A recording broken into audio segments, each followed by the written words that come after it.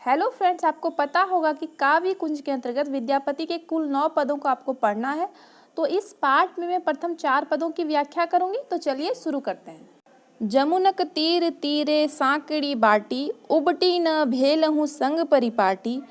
तरु तर भेटल तरुण कनाही, नयन तर संगे जनु गेलहु सनाई।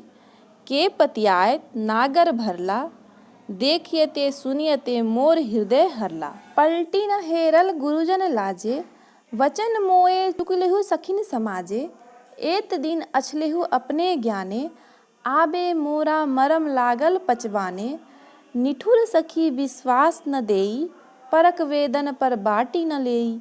भनई विद्यापति एहु रस भाने, राय शिव सिंह लखिमा देह रमाने। विद्यापति ने इन पदों में उस दृश्य का चित्रण किया है जिसमें राधा को कृष्ण के दर्शन होते हैं। राधा यमुना नदी के किनारे किनारे पतली संकीर्ण रास्ता से पानी भरने के लिए जा रही है। राधा कहती है कि पेड़ के नीचे तरुण अर्थात नवयुवक कृष्ण से मेरी भेंट हो गई। कृष्ण से राधा की आंखें मिलती है और राधा को ऐसा प्रतीत होता है कि देखते सुनते ही कृष्ण ने राधा के हृदय को हर लिया अर्थात चुरा लिया है। किंतु अपने गुरुजनों अर्थात अपने बड़ों की मर्यादा को रखते हुए मैंने कहा था या राधा कह रही है कि पलट कर भी नहीं देखा। अगर मैं इसकी चर्चा अपने सखियों से करती तो मेरे दर्द को समझ पाएगी।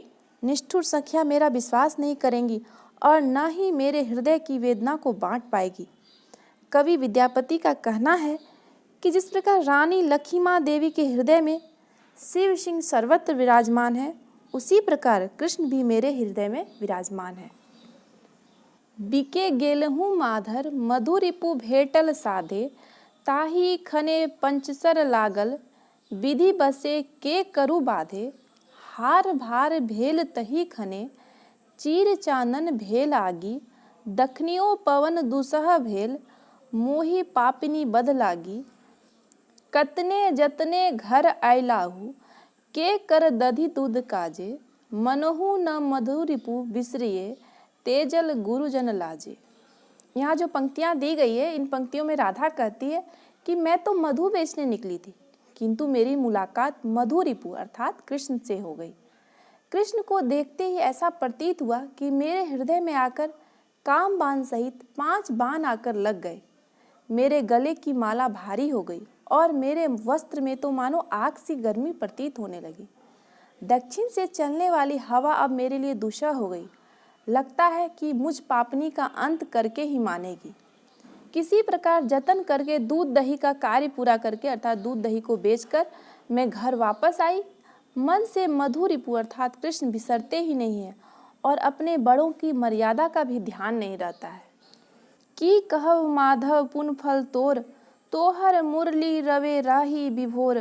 ताही पुन सुनल नाम तोहार, से सब भाव हम कहिक न पार। अंग अबस भेल कापी आगे आन, मूर्छित भेल धनी किछु नहीं जान। बुझे न पारिये कैसन रीत, किए भेल किछु न प्रतीत। आवै से अब काल पे आज, विद्यापति कह अवियत काज। इन पंक्तियों में कवि विद्यापति ने कृष्ण की महिमा का बखान किया है। कवि कहते हैं कि हे माधव, तुम्हारे दर्शन मात्र से मुझे जिस पुण्य फल की प्राप्ति हुई है उसके बारे में क्या कहना। तुम्हारे नाम के पुण्य के बारे में मैं सुन चुका हूँ। मैं तुम्हारे मुरली के धुन को सुनकर भाव विभोर हो गया हूँ। मेरा अंग अंग काँप रहा है और मुझे लग रहा है कि मैं मूर्छित हो रहा हूँ। कवि विद्यापति कहते हैं कि यह आज मेरे साथ क्या हो रहा है, मैं कुछ समझ नहीं पा रहा हूँ। यह कैसी रीत है, मैं जान नहीं पा रहा हूँ। कानन कोटि कुसुम परिमल, भमर भोगय जान। सहस गोपी मधुमुख, मधुप एक पय कान। चंपक चिन्ही भमर न भावय, मोह संयो कान्हक कोप। आंतरकार गमार मधुकर, गमले गोविंद गोप। साजनी आभहु कान्ह बुझाओ, बिरही बद बेआदि पचसर। जानी न जम जुड़ाओ, कौन कुल बहु बान हो अनंग। जाबे से बाल भुवाम भने विद्यापति इत्यादि। दिए गए पंक्तियों में कवि कहते हैं कि वन में अनेक प्रकार के पुष्प हैं जिन्हें भ्रमर अर्थात भंवरा भोगता हुआ जान पड़ रहा है। वहाँ हजारों गोपियों के सुंदर मुखड़े के दर्शन हो रहे हैं, किंतु मधुप अर्थात भंवरा मात्र श्री कृष्ण ही है। चंपक को पहचान कर अन्य भंवरे वहाँ नहीं जाते हैं, क्योंकि उन्हें कृष्ण के क्रोध का भय है। मधुकर अर्थात भंवरा गंवार होकर भी सहृदय है। वह गोविंद ग्वाल के गमले में पुष्प की भांति शोभित है। हे सजनी, अब आकर कान्हा को समझाओ, वीर्यवान से वह पीड़ित है। पता नहीं यमराज को वो जुड़ना अर्थात बुलाना तो नहीं चाहते।